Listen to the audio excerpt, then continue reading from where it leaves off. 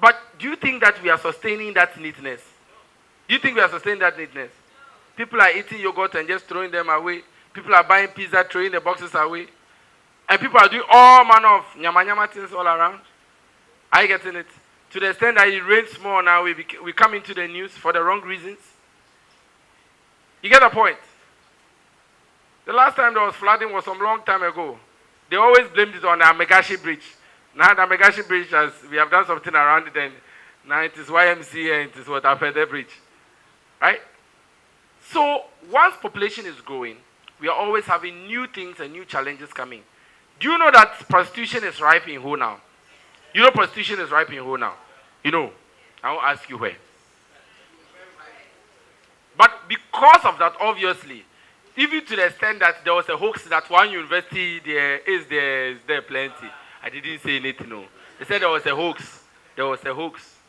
But I was happy about the hoax because at least we were all alerted that ACV is around. But these are issues that we need to talk about. If you go to the Anglo areas, whenever there's a funeral, you see young people around, 12, 1, 2 a.m. Nobody is really monitoring them. They don't sleep early. So what's going to happen? You are likely to have increase in teenage pregnancy and crime, defilement and rape. Because if they will not get consent, they will go by force. And some of the people have now gotten some small money and they are doing Zemeja. So some small money comes on them and they think that they are on top of the world. I am just talking about how all these things, we have to use our lobbying skills to be able to communicate to get what? Change. Let's go on to the next one. Campaigning. Is it political party campaign, standing on platforms? What is a campaign? So it involves speaking publicly on an issue with a view to garner support and generate a response from the wider public using a variety of techniques, such as, we'll get to the techniques. But because you are speaking publicly about it, people get to hear about it. I remember those times, I think that was when I started using Facebook Live. Not the live that we are doing that people are always insulting people and just putting over there and throwing things at people. No. We are misusing the internet. Are we getting the point? And for those of you who scroll all these insults and things, you are wasting your data and you are wasting your intellect. Not only your data, you are wasting your intellect. Anything that you watch that doesn't improve you or doesn't help you, remember that you are wasting your intellect, you are wasting your time. That's one of the key things. And sometimes when you are doing all this campaign, you can be swamped, you are looking for information, you can be swamped and you may be looking for something which is not the right thing. So when you are campaigning, you speak to the issues, know how to communicate. In our case, we are using basically going on radio, and when we go on radio, we do live. So people will listen to radio, and we actually do posters saying I will be on this station, we'll be going here, and we're always giving people information. So people are tuning in. Oh, even people are not in home, will be checking, hey, so how can I also get to know what you're talking about? I had a friend who was in UK who was always monitoring. He knew whatever was going over here, even though the person was not in the country. So the medium of communication, campaigning means we are going to talk about it for people to get on board. It was through our campaign that people got on board that we were able to create 2 WhatsApp platforms and even create what? A Facebook page. Each with no less than 250 people. Do you think 250 people will just get up one day and say they want to follow you on a WhatsApp platform? For what? But we sang the message out. The message was what? Well defined. The message was out there. People identified with the message. So people fell in love with the message and people joined the campaign. They chose also to share the messages, share the pictures, share whatever we had, share what the link. You know, so they were sharing the link. They were sharing the linkage. Are we getting the point? So that's what campaign. And even in the Christendom, you know, we have what? It's a form of what? Spiritual campaign. Share the link. You know, so yes. And yes, it's a spiritual campaign. Because when somebody shares to you, you also share to another person. You know, so good. In the youth of today, one thing I know is that you just have a sexual escapade and share it. It will run right now. Hey, that one we share it, Papa. We share it. But somebody being the first SRC, female SRC president, it will not catch a lot of attention like that. Are we getting it? Somebody did a cookathon and the whole of Nigeria was behind the person. Somebody drove from Ghana to London and people were asking that, hey, these people, they have money. And why didn't they go with Kantanka? And they can see some of the cars in Accra on Trotro Diaries.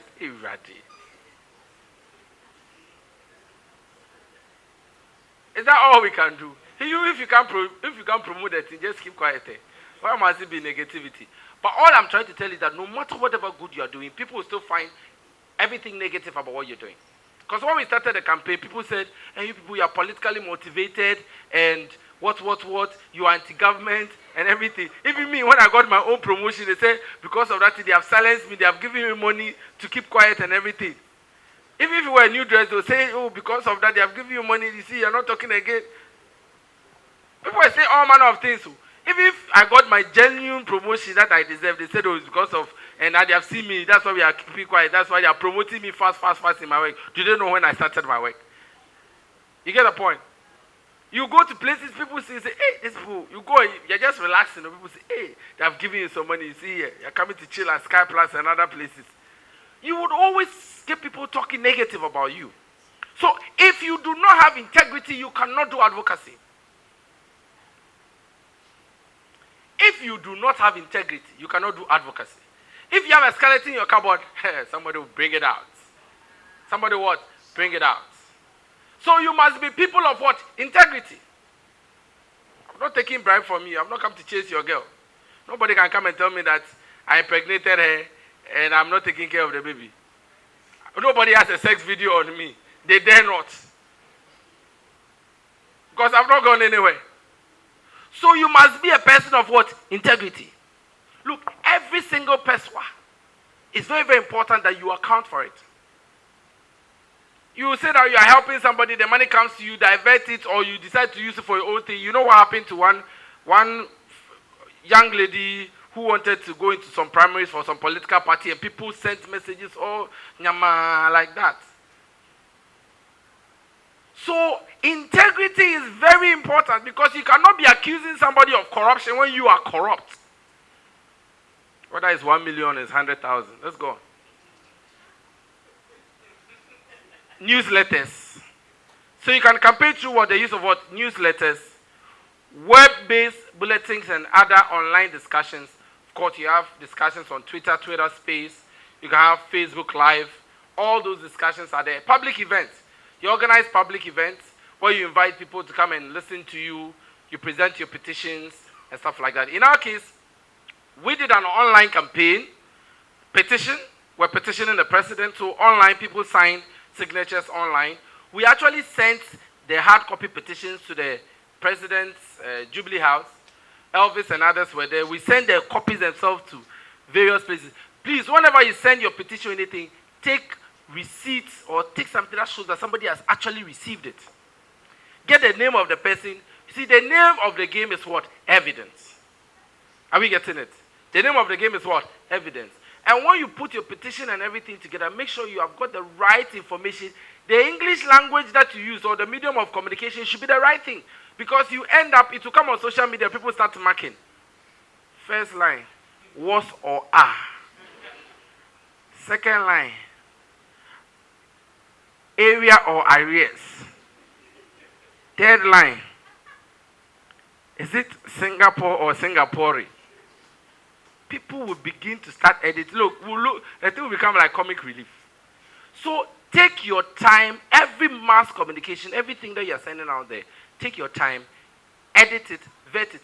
Do not let the tone of your advocacy be harsh. If not, you affect the sensibilities of others. Tone, very, very, very important. So the youthful exuberance. Chobo, hey, want to tell them that we will destroy you, and who will destroy stuff? You and who? Because when it happens, we'll send you to jail. Are we getting it? And whilst we are doing all of this, the most important thing is that when you are campaigning, sometimes people want to be the one to be seen. Please reduce the tendency of you being always at the forefront. Sometimes give people the opportunity and just be laid back. Just make sure that you plan. Know what to do, especially when you're doing mass communication. Because when you're not prepared for some communication and the thing comes, everybody wants to talk, and by the time you realize, if you don't have an answer to the question, nobody is putting a gun on your head to speak. Don't go and say anything you don't know. Because when people fact check, then you're in trouble. And nowadays people are fact checking. Obe, they say. That doesn't work. Are we okay? So media partnership, newspapers, journalists. Those days we had to communicate with Joy News, all the TV stations. I remember I was sending messages to Bernard Avle and others, and quite a number of people came to cover our advocacy. It was on Joy News. Up to now, you check some of the... And when we see any video about anything concerning the rules, then we also amplify it. We share it. Then people were seeing... I mean, those times, I think Kojo Youngson had been on the Eastern Corridor Road. They showed some contractor. The place was dusty. That video, we ran with the video. We shared it. We're getting the point. I am drawing your attention to how, when you're doing... And it's intense, so. When you're doing anything, your energy, everything is in it. It's never a joke. When you want to be an advocate, it's never a joke. Things will be thrown at you. 12 midnight, you can receive a message to check on something. Because something is going on that you quickly need to act. That you also have to get involved to send a message across. Let's go on, please. So look around you and identify a problem which needs a change. It may be sanitation, climate change, education, community involvement in governance. Maybe there's some lack of, there are not so many women who are contesting in elections, or there's a deliberate effort to prevent some particular sect of people from communicating or from being involved in some form of governance. Tourism, it may be a challenge in tourism. Maybe some particular facilities are not being put in place for us to achieve our goals when it comes to tourism. Those are some of the key areas. The next slide is going to show you a few things. Let's go on.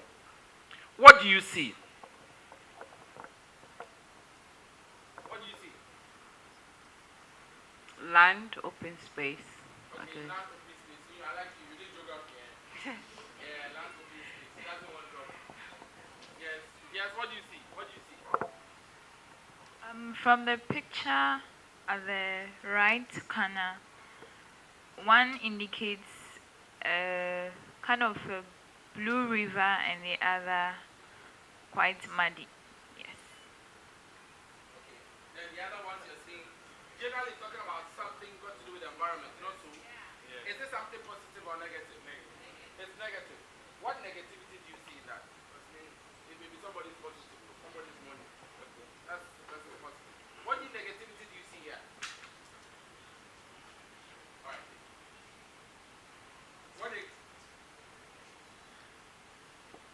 It destroys water bodies. So what activity is destroying the water body? The galamsey. The galamsey. Yes. The galamsey. Yes. The how do you know it's galamsey? It's a galamsey site. It's a galamsey site. Yes. You know the characteristics of galamsey site. Oh, let's clap for him. It's a galamsey site. You have seen some champagnes there. Yes. What else do you see? Yes, next. What else do you see? Galamsey, yes. You can see galamsey here. Galamsey here.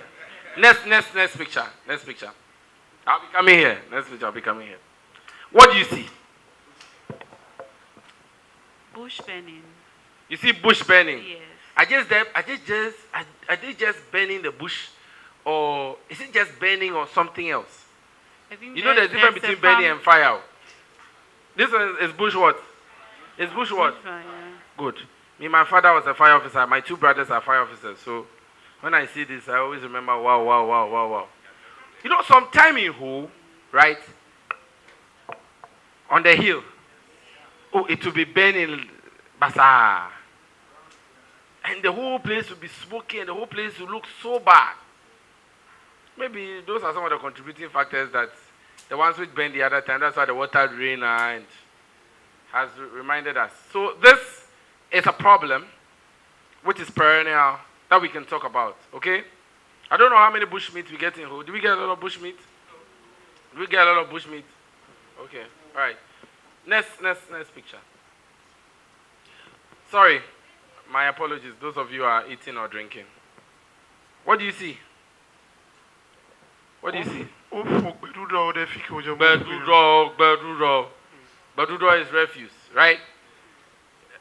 How do you see, how has it been done? Has it been neatly been done? No. In what way is it? Is it an eyesore or a seesaw? Eyesore. It's an eyesore, right? It's an eyesore. Yes. Yes, next person. How do you expect it to be? Like an Egypt here, no. Like we have no happy. No, so clean. Like where? Water serene. Alofika. So all these pictures I'm showing you, there are a lot of things going wrong around us. You just have to take your time and see. These are the very most common ones, but there are serious issues even within our local communities.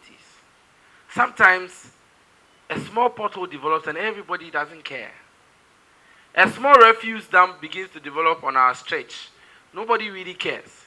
Then, as human beings, when we see that something is going on here, then it's attracting people. Oh, this one I can dump here, I can dump here. Then the whole place becomes messed up. So sometimes it may not be the very big things we're talking about. It may be the very, very, very small things. So you start from somewhere. Do you know the name of the assembly member for your area? You know the name? Yes, please. Do you know his house? Actually, no. You don't know his house? Yes. Does he live in your community? No, he lives, my lecturer area is white, so he lives in part of my lecturer area. Yeah. So you don't know his house? No. All of you seated here know your assembly members and where they stay, and at least have their contact. Oh, yes. Yes. Relationship is one of the greatest assets we don't pay attention to. Getting the presiding member's number, getting the MC's number, is one of the greatest assets. You are in some meetings, oh, I have the MC's number. I can even give it, or I'll try and reach him. Look, everybody, hey, you have MC's number. It is one of the greatest assets, not only money. Are we getting it? The way we can only move forward is to be able to have the contact of our duty bearers. And one key local governance structure is the assembly. Maybe in urban areas we are not really paying attention to the assembly concept, but in the rural areas, when there's any small crime, is the assembly member, they will go and talk. They will call assembly member first. When join news any other, according to the assembly member, you come and be speaking. He's the local community chairman over there. He's the big authority over there. Even though they are not giving cars and other things to ride in official motorbikes or giving official offices, which I think we should be looking at, giving them official offices to work in. Are we getting the point? So these are some of the things that we are talking about. So you definitely need to know what the issues are. Get close to your duty bearers. Let's go on, please. Now, steps in conducting advocacy, I'll be quick with this. Define your advocacy objectives. What are the objectives you want? What exactly do you want to achieve? Define your long-term and intermediate outcomes. Long-term, what do we want to achieve? Intermediate outcomes, what do we want to achieve in our intermediates? We don't want to see people littering. Long-term, we want to have a dump site. We want to make sure there's an efficient system of cleaning. We want to make sure that people have developed effective habits in cleaning. So maybe the short term will be that, periodically we should be doing cleanup exercises, right? That will be a short term, if it's about sanitation. But the long term will be people's habits changing, so that there's a systemic approach to dealing with the issue. Because if you do just a hop, step, jump measure, it will not be sustainable. Change in attitude is one of the most difficult things. But when you have a system that changes attitude, everything changes.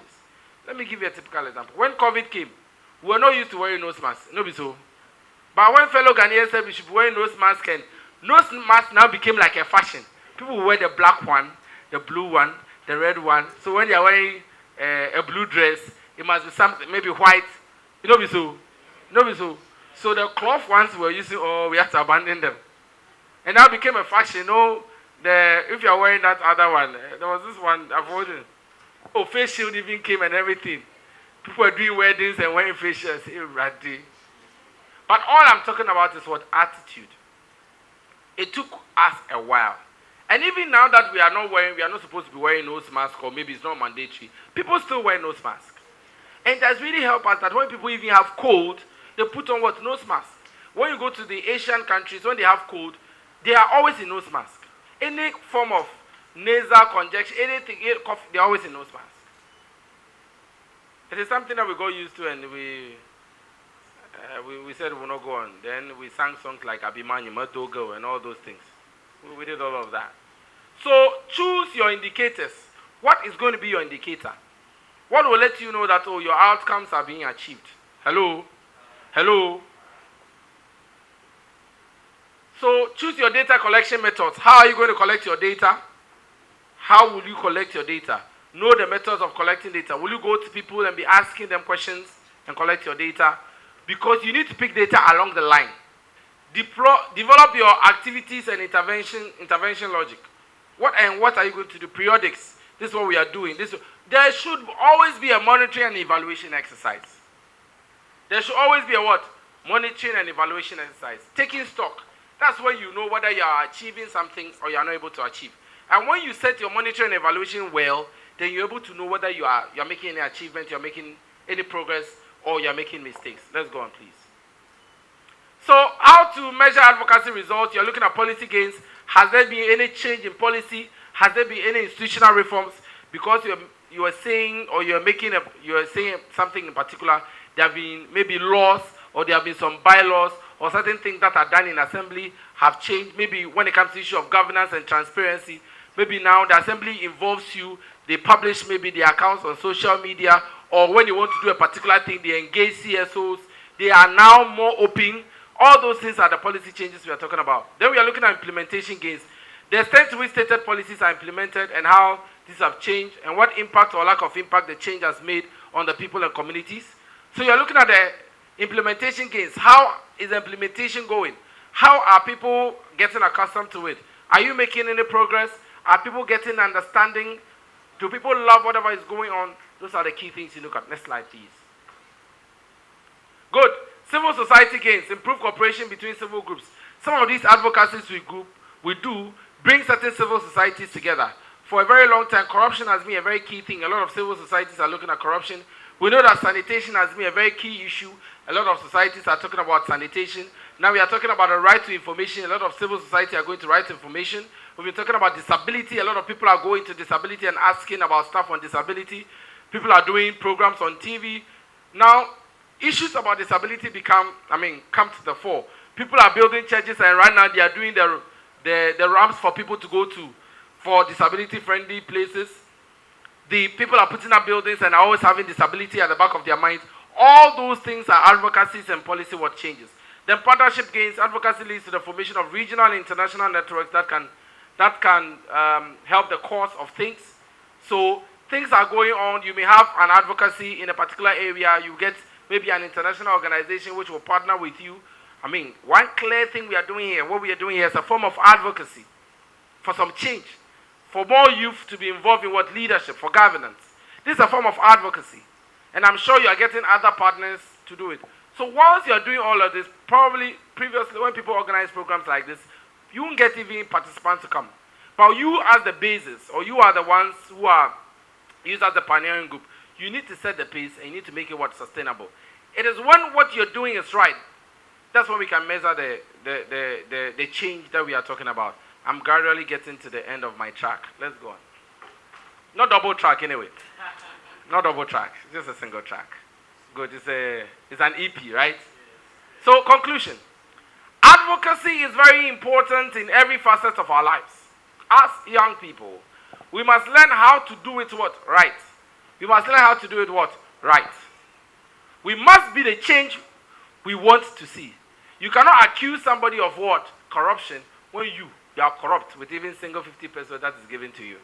You get the point? I talk about this point, integrity, because it is very, very key. A lot of people do not have integrity. When you give something to them and you don't supervise, the thing goes haywire. So ask yourself, when you are giving any resource or any other thing, do you need stringent mechanisms, stringent reporting mechanisms? It is because we don't seem to be transparent. It's because we have a likelihood of what? Cheating. But if you want to see a change, it must be the change we wish to see. Get involved and make the desired change through advocacy.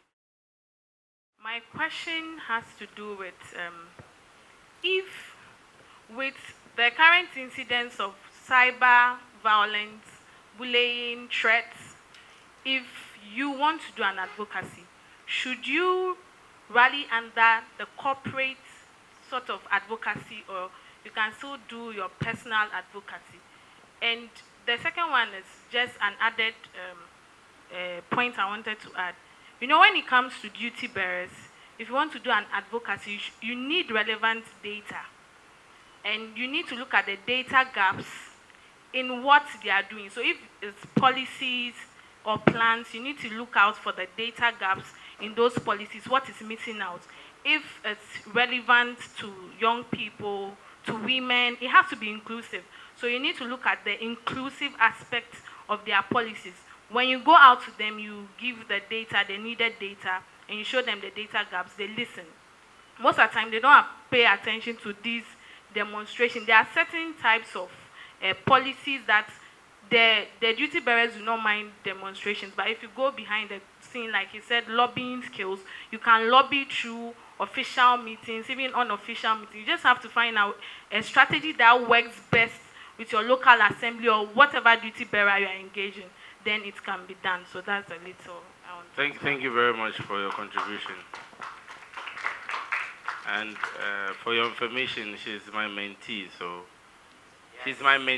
so you should understand where we are coming from. So let's get to the point about whether you should use a corporate umbrella when you want to do certain advocacies and stuff. Right from the beginning, I said there are risks with everything, right? So you should study the merits and the demerits. And you need to train yourself for it. Just as I mentioned, when we started, from where I work, I mean, even though I probably sometimes maybe have been called to maybe define some legal points and stuff like that, I was never seen in the public eye to be engaged in an advocacy and stuff like that, because where I work is very sensitive. I work as a state attorney. And I mean, here you're doing campaign and it's the government of the day, and you know the issues that come with that. So you must be strong to deal with the issues.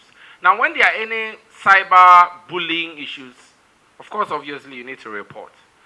But if you think about your opposition, you will lose your position.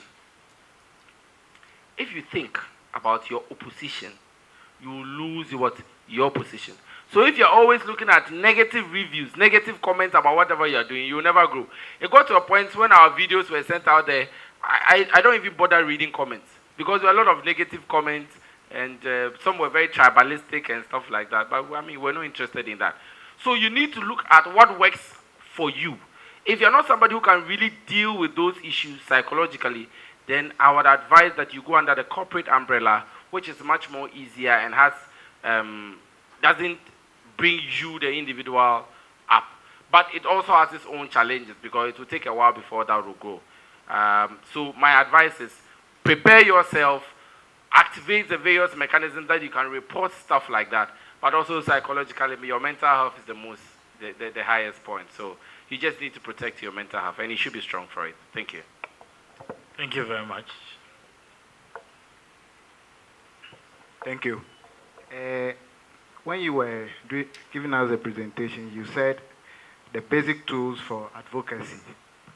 The first one happens to be you identify the problem, then you look for your data, and then the third phase is probably the implementation. You look for the duty bearers. That is where I have a challenge with. You identify the problem, you look for the data, but the duty bearers are not ready for the implementation. I want to find out from you, with your experience concerning the fixed voter rolls, do you have, I know definitely you'll be having some challenges with that. What are some of the experiences you can share with us that we can also use to work when we get on the field? Thank you. Okay. So, one of the key things is, even psychologically in our mind, we're wondering whether these people we are coming against, whether they will even like whatever we are doing. Because we were seen as, quote unquote, the neutrals. They don't talk people. When we need advice, we'll come to you. Then suddenly, Charlie, potential clients have become like, you are collecting stray bullets. You get the point? But the key thing, it's about our integrity and our resolve to stick to where we were. Now, it was apolitical, right? So where we needed to commend the government for whatever they were doing, we did the commending. Where we needed to criticize, we did the criticism constructively. Most of the times, people's criticisms are not constructive. And whatever you are saying should be very objective. Now, of course, the people you are going to deal with are human beings. You don't expect everybody to come to you with awa too. So you also need to do what? You need to have emotional intelligence. You don't see the regional minister as a serious program somewhere, his mind is out. Oh, minister, I want to discuss something with you. He's a duty bearer. He's tired. Do you know how many people want to talk to the minister? So sometimes you need to look at the environment where you want to start the conversation. It should be in a very relaxed environment when things are much more relaxed that you can start the sometimes you don't start the topic. You start the approach. You get the point? Oh, my name is this. We do this stuff and we would love to have a day, to have a conversation. Even when you call somebody on the phone, you don't just get up and say, oh, I have this problem. No. Find out whether it's a convenient time to talk. Once you get the person's buy-in that it's a convenient time to talk, one, you have what assurance that you have been allowed in. Most of us, we don't know how to book appointments. We are interested in, when you see the person now, you want to run down, I have this problem, and then book up. If you want people to take you seriously, book appointments. You get the point? Sometimes you go and the appointment will be cancelled. Never give up. Don't lose hope. It's not as if you're not important, but sometimes the schedules just don't allow them. You get the point? That is one. Don't be afraid of anybody. In this part of our world, a lot of us are not bold. Sometimes we are afraid because we don't even know what we are doing. And sometimes you need to seek some expertise, you need to seek some advice before we go ahead. I remember when we were doing fixed water roads, anytime we wanted to do anything, to ask you, oh, this one in the law, is it okay? When we wanted to go and have our press conference, we wrote to the police, notifying them that we are going to have our press conference according to the Public Order Act. So when you are somewhere, nobody will come and sack you or push you anywhere. Because you have gone by the requirements of the law well in advance. You have done all the things that are necessary. So one, you should be bold. Seek advice. Three, remember that the duty bearers also have their own time, have their own challenges. If you go in a very nice way, you will be received in a very nice way. But if you go in a combatant manner, you are going to get what? A combatant approach or a defensive approach, because everybody is on guard that, hey, these people are going to shoot, so let me bring my defense. Sometimes people are very defensive because we look like we are going to attack. So there will always be challenges, but you should find means and ways. There are some people, when you are going to them, you just need to go through somebody to get to them. There are some particular people, when you go to them, it's like coming, if you want to see me, and you go through my daughter, Lovia. It is much more easier because she knows me and she has that kind of relationship with me. She can broker at least some 5 or 10 minutes with me when I wouldn't give that 5 or 10 minutes to a total stranger. You get the point? Sometimes you call somebody and this person gave me the contact. This person says I should mention the name. There are some names when they mention, they make the conversation flow. All the blockade in the pipeline will just be erased. You get the point? There's no way you come and communicate with me and tell me that, oh, my mother sent the person, or my mother has given the person, go ahead and I will not listen to the person. I mean, so know the channels of communication and know how you can open those channels. It's very, very important. Just like radio, you should know which channel you're opening at what point in time. If not, you get a wrong feedback. Thank you. Let's give it up for him. Okay, so we'll entertain one last final, and then we go on to the third speaker. Thank you. I'm sorry, this is a very sensitive topic, so I like making inputs into it. What I want to add to what my father just said is, one thing I've realized is that most of the time, duty bearers do not listen to young people.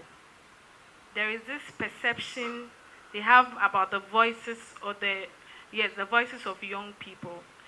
But there are certain young people that are being respected in our various spaces, various disciplines, that the minute they walk in there, they'll listen to you.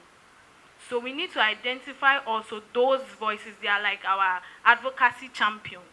And there are even people within our local assemblies that understand some of their issues, and we can use them as also champions to advocate our issues. I want to use a typical example. We're engaging the assembly on budget advocacy and to track their public expenditure, how things were going on, if they are being accountable, transparent enough to the public. Then, when we wrote a letter to the assembly, they didn't respond. So this is what we did. We tagged the budget officer we tagged the planning officer, and there was a response. Then the next thing we did was to engage them in our civil society training. What public expenditure tracking means to us, what budget advocacy means to us.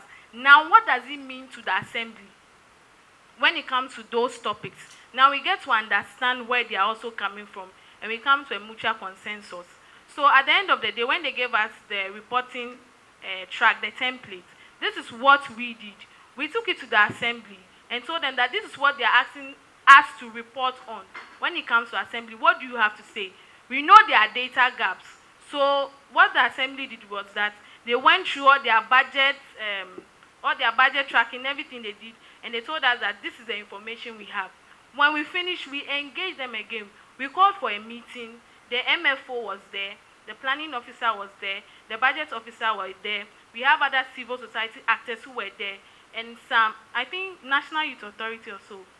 And some other people among us who influence decisions a lot when it comes to Ho Municipality. They were there. Then we told them that, okay, this is the information you gave us, but these are the data gaps. There are certain information that we need that you've not given into the report. And we feel that you have to be transparent in these ways. And at the end of the day, we did it. We made inputs into their medium-term development plan and annual action plan. And when they submitted a new one, I realized it had reflected. So sometimes, don't go the Akata way. They will not listen. Go through the subtle means.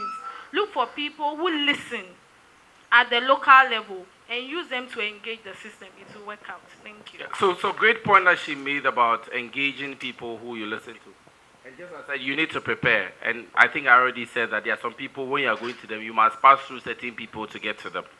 You get the point. It makes it easier. When somebody holds your hand, right, there are some people they call godfathers. When a godfather holds your hand, once you get there, even the discussion, you don't talk anymore. You see that everything was going smooth. So you need to identify people who you can use to communicate. Sometimes you just don't go straight. You have to identify people like that. As I said, everything is about strategy. And it's a gradual process. When you start and you fail, don't give up. Don't just say, I failed. The other thing you talk about people not wanting to listen to young people, because quite a lot of people, quite some young people, they have been given opportunity and they have blown the opportunity. Right? Somebody gives you their number and the first time you want to call the person is after 9 p.m. Hello? I mean, you start sending forwarded messages on WhatsApp. Like, hello? Shatawale is coming to town. And that's the first message you send to a number that you have, which is on, I mean, it should be real before you call that number. And you'll be sending certain messages. No. Even how you prepare, how you even dress, how you even package your message. Hello, sir, or hello, madam. I would like to have a conversation with you. Please, when is it convenient for me to book an appointment? When people hear appointment and then they see whatever you want to talk about is very, very important. Because like a person is booking appointments like, say, I want to discuss something with you. It's very serious. So some important matter will be, even the communication, how do you call them? Shorthand, KK. Okay is KK. GM, say, GM. I mean, for some of us, things like that will put us off. How you getting it? How you introduce, you call somebody, hello, my name is so and so, I am with so and so. I got your number from so and so. Can I please have some minutes to speak with you? Or do I have some time? Do you have some time to spare?